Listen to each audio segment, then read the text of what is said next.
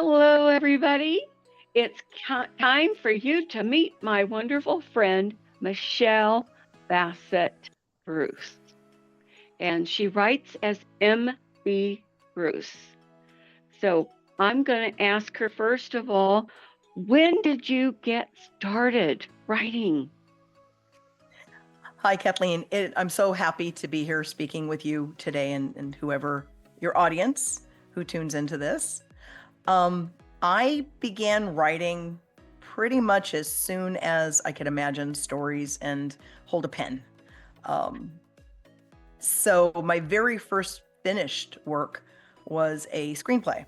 I was about 13 years old, and it was in light of today's way that we categorize things, it would be considered now fan fiction. At the time, they didn't really call it that back when I wrote this. It was fan fiction on a very old television series that I used to love when I was a child called Alias Smith and Jones. And I wrote a screenplay about two female outlaws who wanted to get the same deal from the government of amnesty and their exploits. And I'd written what would be now considered a pilot for a television show, and it was absolutely terrible.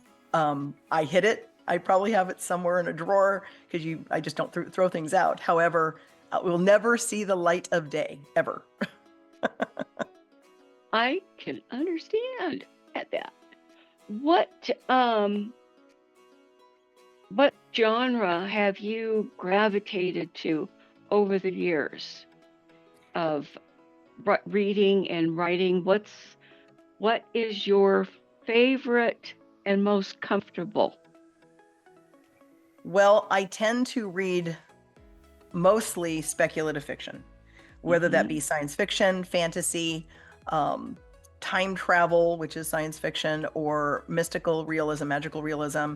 I tend to gravitate towards things that are larger than our real world, as it were. And I write the same thing. I started reading science fiction when I was in high school. The very first thing I was exposed to was in a class, and it was kind of boring because it was an older work in science fiction. It was called A Canticle for Leibowitz, if I'm not mistaken. But where I really became engaged was in college, my first year, in freshman year. Another student handed me a tattered copy of Dune by Frank Herbert, and I was enthralled with how vivid the world was, how in-depth it was, and I was hooked. From that point forward, although I had always been a Star Wars fan and Battlestar Galactica and all the other things growing up, I absolutely just fell in love with the world building in Dune and the characters. And from that point forward, I was hooked. Guy Gavriel Kay on the fantasy side, influenced with the Fiona of Our Tapestry. I read Terry Brooks was the very first fantasy series that I read. So all of that really impacted me in my late teens and early 20s. Did you ever try to write another screenplay? Oh, absolutely. Along with this love of writing for the speculative yeah, absolutely. In fact, I've had several short pieces produced, short films, and I've written commercials that have been produced. I've written music videos that have been produced. It's kind of a thrill. I was in somebody's house and saw one of the music videos that I had written on MTV at one point. Oh, that's the one I did. And so that kind of stuff was fun. I've also written feature films. Came very close in years ago to selling. I had some options and some other interest, but the screen world, like the literary world, if you're going traditional and not self-producing, like self-publishing, it's a tough road, and you can get very close. A lot of scripts are written and sold, and writers are paid, and they never see the screen. So I came very, very close, but it was with Universal, and at that point, they were about to release 2 time travel related movies. You may have heard of them, Back to the Future 2 and 3. And it killed my deal, because once that was in the works, mine was a time travel romance going back to early San Diego, and it was too close. So they said, we're going to have to pass, and it killed my deal. So that's the closest I've gotten to an actual feature film deal. But I still keep plugging away. I'm still writing on different screenplay projects as well. I understand that you lead a writing group. What got you into that? Why did you develop something like that? Well, you learn by example, and I had been invited early on into a writing group. I had met an advanced reader at the San Diego Writers Conference many years ago when I was younger, and she was a pretty well-known author in the romance genre. And she thought, she invited me into her group, and so I used to drive over an hour away once a week to be in this group. Unfortunately, I was the only speculative fiction fantasy writer.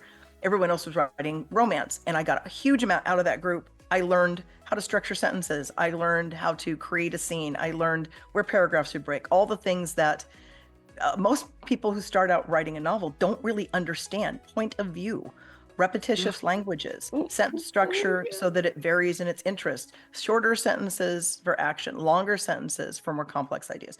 And I learned so much from that group, absolutely so much from that group. But it got to a point where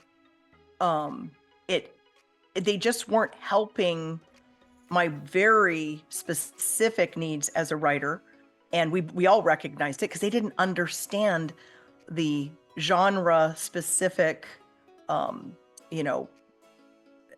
stereotypes, but all of the genre specific things that you expect as a fantasy writer or author.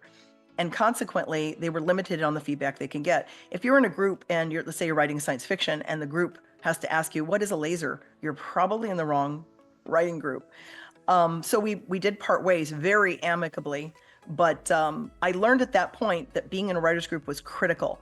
So I found a couple of other groups that I was a part of and this and that, and I was tired of driving because there wasn't anybody local. And so I decided to start my own group. And the people in that group are only genre-specific speculative fiction. They're writing magical realism, maybe folklore or fairy tales. They're writing science fiction, fantasy, that sort of thing. And the level of critique that you get, the level of understanding and specific feedback on how to improve your writing is critical from someone who understands the conventions of the genre. So that's how it started, and it was several years ago. We have a great group, and we do meet via Zoom twice a month. And I never walk away without having learned something, and that's kind of the gist that I get from the members of the group as well.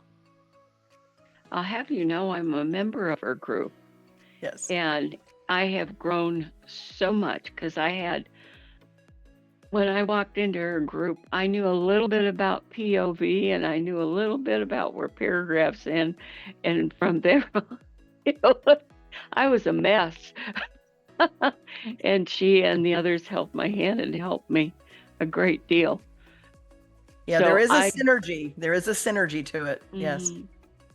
And would you say also that if you have something written, that it's important that when you take it to an editor, that the editor be of the one that enjoys that genre? Or would you say any editor will work? I'm a firm believer that you need an editor who understands what the writer is going for in the work, understands the genre in the work, because again, every genre has conventions. And to have someone who, for example, I think you write fantasy romance, romantic fantasy, or science fiction. And if someone doesn't read that, if all they ever read is cozy mysteries and they're going to try to edit your work, it isn't going to work. It isn't going to be a good fit. So I think you need somebody who at least understands it, if not loves that genre, understands that genre to be effective in the editing process. Absolutely. A bad editor can kill a good book. I have numerous friends who are full-time writers and award-winning New York bestsellers, etc., who have said they have had projects that were assigned an editor at whatever publishing house that they're under contract with that were the wrong editor, and it just destroyed their book for whatever reason, or they had to part ways, go find another publishing house because they did not like the direction that the editor was taking or trying to take their vision. So it's critical, I think.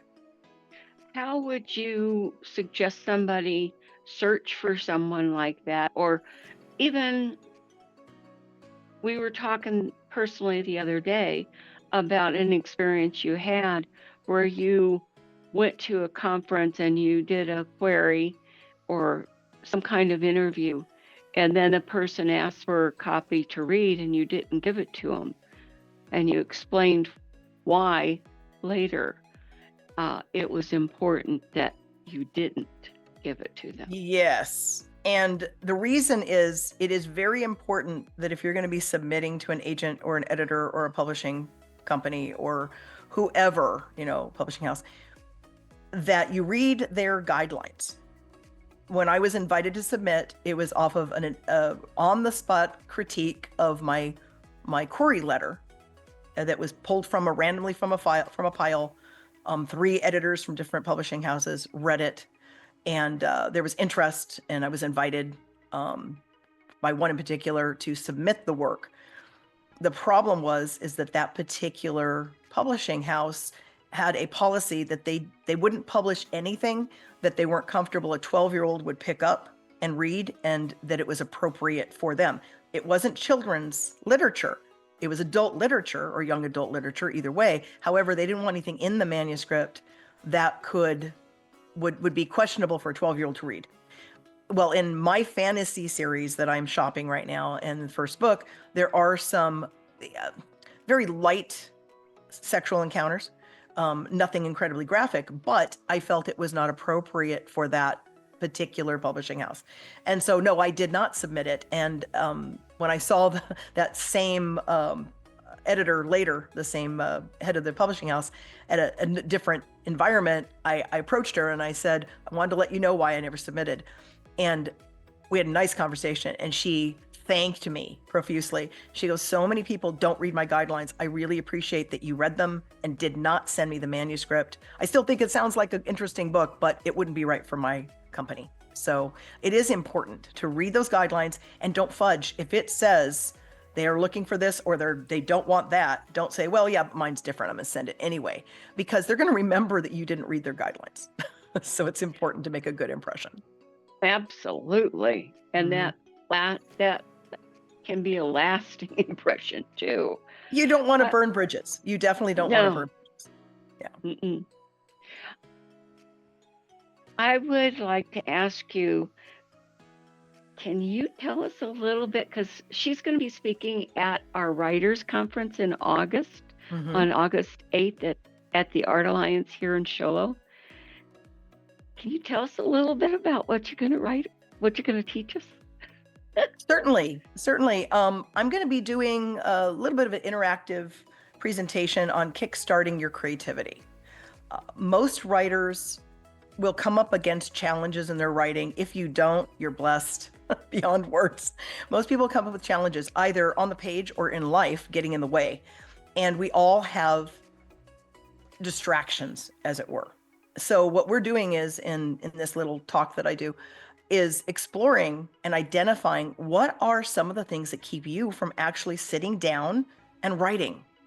What are those challenges? How can you overcome them? What sorts of tools are available to get past them, to actually sit down, find time, and put words on the page? Because if the words aren't on the page, you have nothing to edit, you have nothing to produce. They have to be on the page before you can do anything with them. And so it's a real fun kind of an exercise, and like I said, kind of interactive. And I'm hoping that everyone enjoys it. I find that I employ things in my writing day and in my writing practice that I learned when I've done this presentation before in front of an audience. And some of the things that the participants threw out there, it was like, oh, okay, yeah, I'm going to try that or whatever. So we all learn from each other. And I think that's the best way to learn is, again, in a synergetic environment where ideas can be freely thrown out and thought, and you can take what works for you, throw away what doesn't work for you, etc.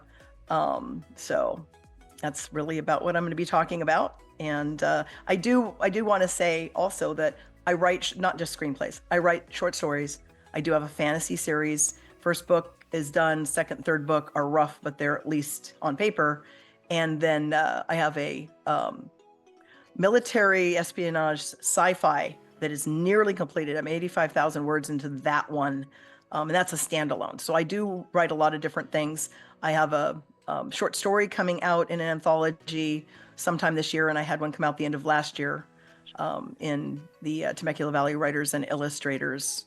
It's an illustrated anthology. It was kind of fun working with an illustrator to come up with a design for the artwork that goes with my magical realism story set in 1973 in a place called the Temecula Valley in California. Everything in the anthology has to be associated with or set in that locale. And so it's a very eclectic anthology that was produced by that writers group.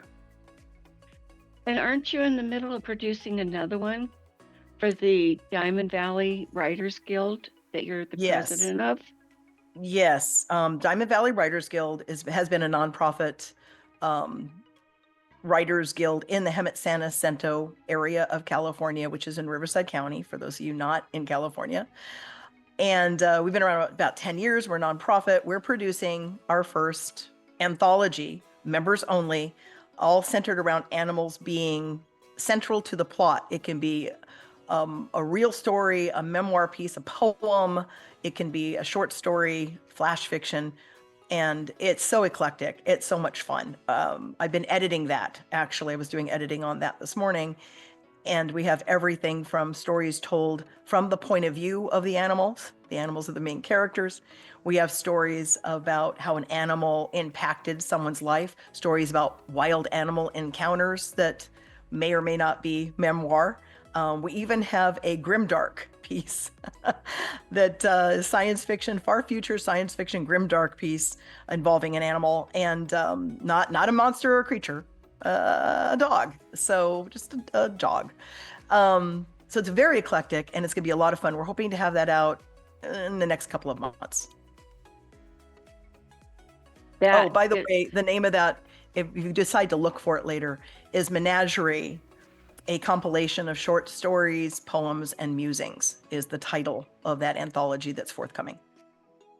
Awesome. Maybe we'll have you back and you could talk about that. Okay. And show it off.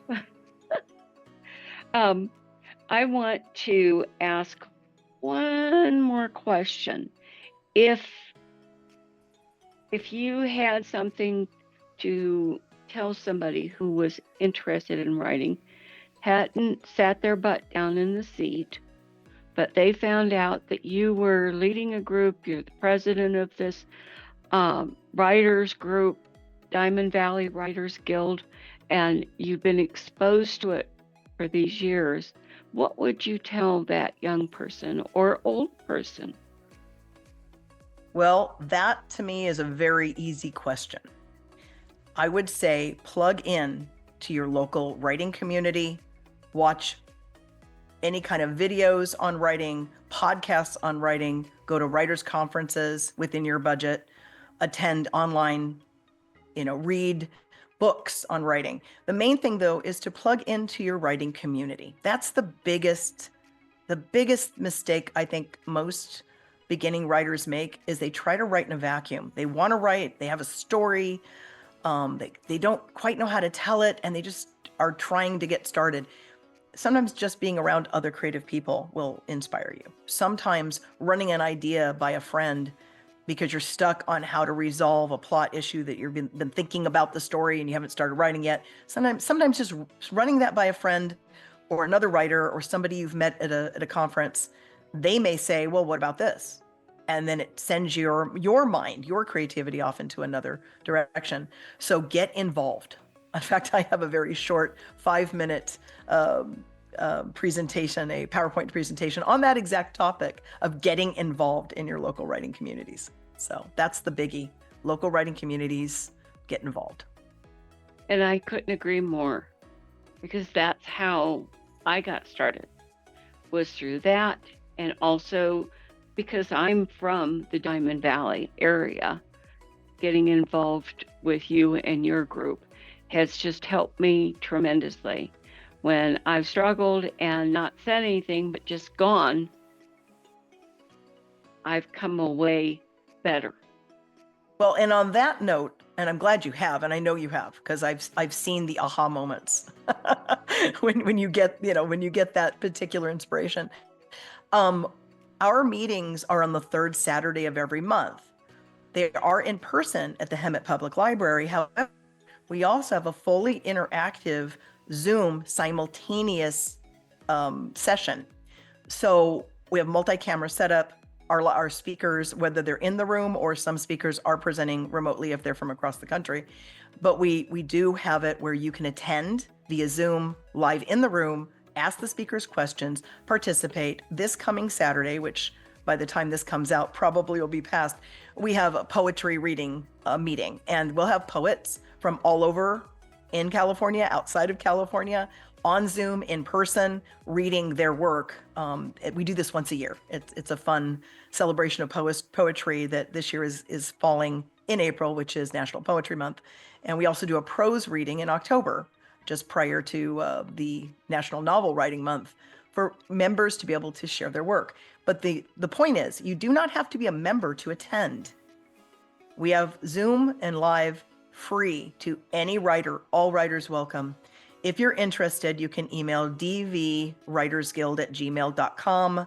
Say, hey, I saw this podcast. I saw you interviewed by Kathleen, and I'm interested in what Diamond Valley Writers Guild does. Could you please include me and give me some information? And I'll be happy to do that. And that draws us to a conclusion, because unfortunately, this wonderful conversation has to come to an end. And it does, but I'm going to make sure that there is a note at the very end where you can have that information again, and you can stop the screen and type it in or record it down at home or take a snapshot or something so that you can have that information. Michelle, thank you so much for coming. I've enjoyed this time. A pleasure. Absolutely. Thank you very much. You're welcome. Until next time, ladies and gentlemen, we'll see you then. Bye-bye.